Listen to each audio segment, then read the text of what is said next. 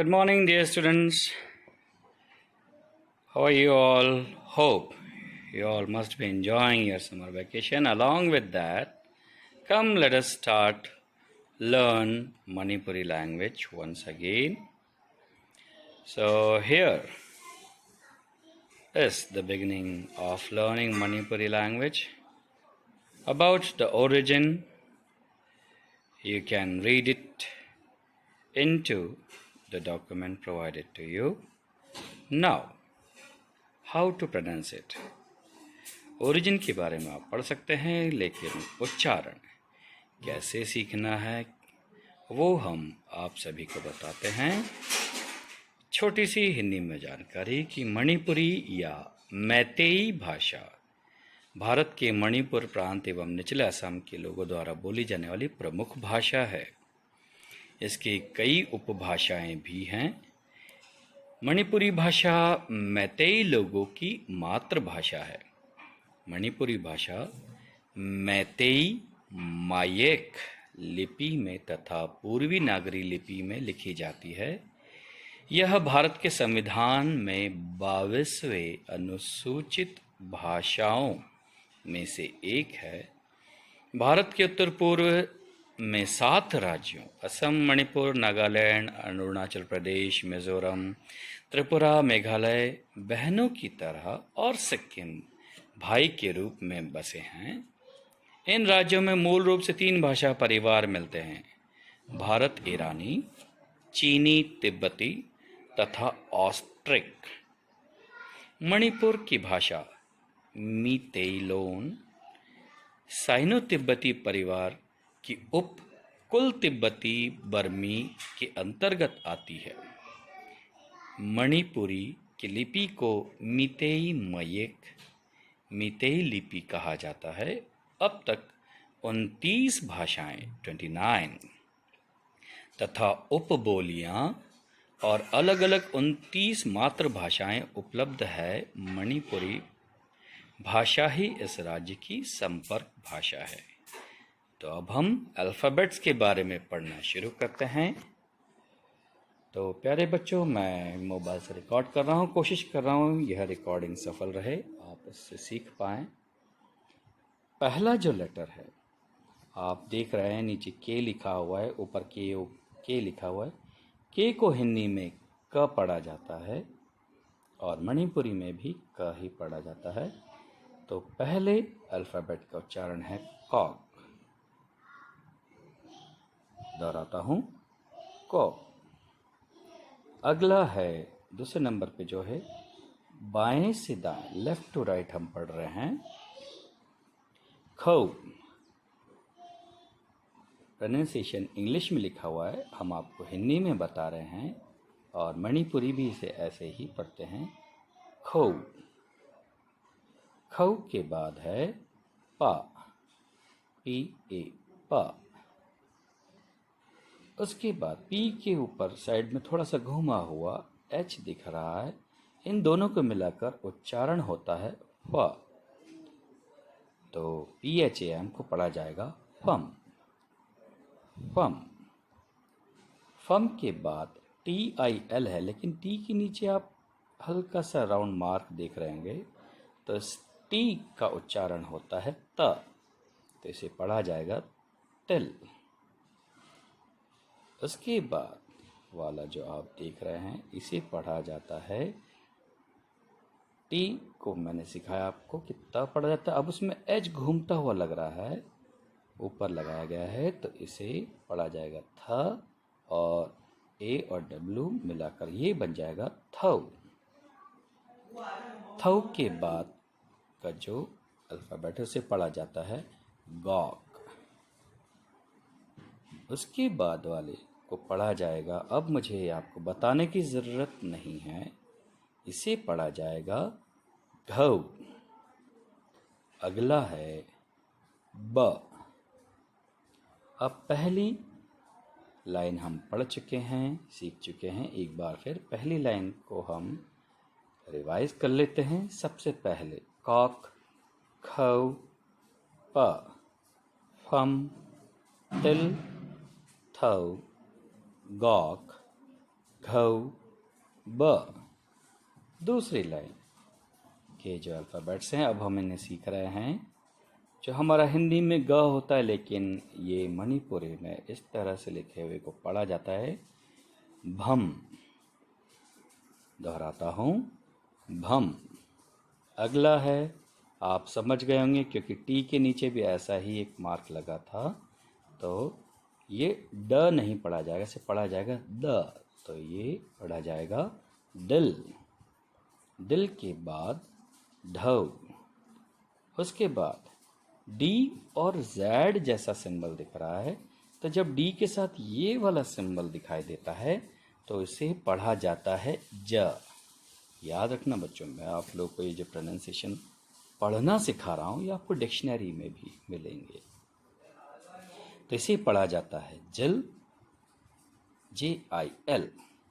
जिल के बाद फिर से वो H लग गया, तो जैसे टी के साथ H लगा तो बन गया थ, बी के साथ H लग गया तो वो बन गया भ। अब DZ के साथ H लगा तो ये बन गया झ। तो इसे पढ़ा जाएगा JHAM, झम। झम के बाद एक और नया प्रोनाउंसिएशन रीडिंग करना आप सीख रहे हैं। टी के साथ एक बड़ा वाला S। तो जब टी के साथ एक बड़ा वाला S आ जाता है तो उसे पढ़ा जाता है च।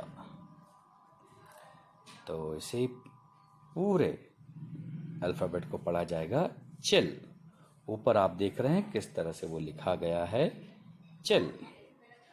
चिल के बाद आता है यू, जो यहाँ पर लिखा हुआ यू को पढ़ा जाता है ऊ, और यू के साथ अगर कलन है 2 डॉट तो इसे पढ़ा जाता है ऊ।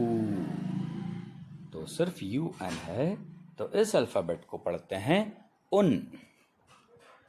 उन के बाद आता है हमारा अगला मणिपुरी अल्फ़ाबेट आता है, इसे पढ़ा जाता है ना। दोहराता हूँ, ना। ना के बाद हिंदी भाषा से मिलता जुलता, वर्णमाला से मिलता जुलता ट जैसा दिख रहा है, लेकिन मणिपुरी भाषा में यह चिन्ह है लई का। इसे पढ़ा जाता है लई। तो चलिए अब हम दूसरी लाइन को एक बार दोहराते हैं। सबसे पहले भम, दिल, धौ, जिल, झम, चिल, उन, ना, लई। तीसरी लाइन में तीसरी पंक्ति अब हम आ रहे हैं सीखने के लिए। तो पहला है एम को हिंदी में पढ़ा जाएगा माँ, तो इसे पढ़ेंगे मित। टी के नीचे वही माँ का आ गया है जो आपको याद होगा तिल में हमने पढ़ा था, तो ये हो गया मित। मित के बाद आप देख रहे हैं सिंबल अलग सा है, ये है एन, लेकिन नीचे तक जाते हुए जे जैसा घूम रहा है, तो इसे पढ़ेंगे अंग। जो आपका ख ग घ अंग पढ़ते हैं ना, वो वाला अंग है, तो इसे इस तरह से पढ़ेंगे NGOU। तो यहाँ पर ngौ। थोड़ा सा आप सोच रहे होंगे सर ने कैसे इसे रीड किया, तो इसे जो न रहता है वह अंग का जो आपके अंदर के तालू से टच हो रहा है, वहाँ पर ध्यान दीजिए, वहाँ से इसका उच्चारण आता है ngौ। ngौ। न स्पष्ट न नहीं आएगा यहाँ पर उच्चारण, यहाँ पर उच्चारण है ngौ। ngौ। न अगर हम बोलते हैं तो आपकी ज़ुबान आगे वाले दांतों के पास वाले तालू से टच होती है, लेकिन ngौ में ज़ुबान का मध्य का भाग ऊपर वाले तालू से टच होता है, तो ये इसका उच्चारण है ngौ। ngौ के बाद वै। वै, W को व पढ़ा जाता है। उसके आगे आप देख रहे हैं दिल जैसे आकार के लिए इस S लिखा हुआ है, इसका उच्चारण सा होगा। सा के साथ उल्टा ई है, एम है, बीच में आप देख रहे हैं ब्रैकेट में, तो इसे पढ़ा जाता है सम। सम के बाद एक फिर उच्चारण हम पढ़ना सीख रहे हैं। य के लिए उच्चारण जो लिखा जाता है पढ़ने के लिए वो होता है जे। तो ये आप डिक्शनरी में देख के आप ये सारे उच्चारण अलग अलग भाषाओं के लिए भी सीख सकते हैं। तो जे, ए और ng जो मैंने अभी आपको सिखाया था क ख ग घ ङ वालंग इसके साथ लगा हुआ है। तो अब देखिए YANG ऊपर उच्चारण लिखा है तो इसे पढ़ेंगे यंग। ग पूरा नहीं बोलेंगे, यंग। अगला जो अल्फ़ाबेट है उसे पढ़ते हैं। H का उच्चारण होता है हिंदी में ह, HUK, हक, हक। अगला है आर को पढ़ा जाता है र, तो ये बना रई। रई के बाद आता है आई जो सिंबल है। अगर सिंबल केवल छोटी आई है तो उसे पढ़ा जाता है ई, और आई के साथ कलन है, 2 डॉट हैं जिसे हम अनुस्वार भी कहते हैं, जो अह में होता है। अगर वो डॉट यहाँ पर हैं आई के साथ तो इसे पढ़ा जाता है ई, इसे पढ़ा जाता है ई। तो इसका उच्चारण है, क्योंकि एक ही आई है छोटा वाला, तो इसे पढ़ा जाएगा ई। उसके बाद अगला जो अल्फ़ाबेट है उसे पढ़ा जाता है, लिखा हुआ है ध्यान से देखिए, टी के नीचे एक स्पेशल डॉट है और उसके बाद जे का सिंबल बना हुआ है। तो मैंने आपको सिखाया था जे को यह पढ़ा जाता है, ऊपर भी लिखा है। तो सबको मिलाकर देखकर समझने से इसका प्रोनाउंसिएशन हम सीखते हैं अतीय। अतीय है ना, एक आई है छोटा सा, तो अतीय। अब हमने शुरू की 3 पंक्तियों को सीखा, तीसरी पंक्ति को दोहराते हैं। पहला मित, ngâu, वै, सम, यांग, हक, रई, ई, अतीय। उसके बाद फाइनल कॉन्सोनेंट्स KOK, कॉक के लिए क, L से बना लय, उसके बाद M से बना मित, प से बना प, न से बना न, हल्का सा अ बढ़ रहा है, ध्यान दे रहे हैं। उसके बाद टी से बना तिल, ngâu, उसके बाद ई। ये आखिरी के उच्चारण फाइनल। ओके, उसके बाद वावल डायट्रिक्स जो हम हमारी 12 खड़ी हिंदी में सीखते हैं, कक्का, किक्की, कुक्कू, के, कई, को, कऊ, कम, कहा, उसको ध्यान में रखते हुए अब आप यहाँ ध्यान देंगे क में अ की मात्रा लगाने के लिए। क तो आप सभी ने देख लिया, 4 ऊपर से बार आ रहे हैं, वो क्लोज हो रहे हैं, और एक स्लांट हाइट वाला बार लग रहा है और उसके ऊपर एक छोटी सी मात्रा लग रही है, तो ये बन रहा है क। की के लिए ये छोटी ई की मात्रा है जो लग रही है क की। कु ऊ की मात्रा देखिए क में कैसे लग रही है, कु। के लिए 0 जैसी मात्रा लगती है मणिपुरी में। उसके बाद ई के साथ आई लगता है तो यही हो जाता है खे। ओके, खे। उसके बाद को, के, ओ। उसके बाद मात्रा देखिए घुमावदार बन रही है ऊपर, ये बनती है कऊ। और कऊ के बाद बनती है ये जो अगल 9 जैसी मात्रा दिख रही है, ये बनती है कंग। तो इन सबको पढ़ा जाता है एक बार फिर शुरू से, क, की, कु, के,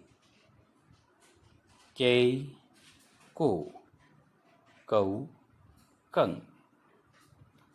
अब हम आखिर में नंबर्स को कैसे पढ़ते हैं, सिंबल आपके सामने बने हुए हैं, अब उनका उच्चारण कैसे करना, प्रोनाउंसिएशन कैसे करना है।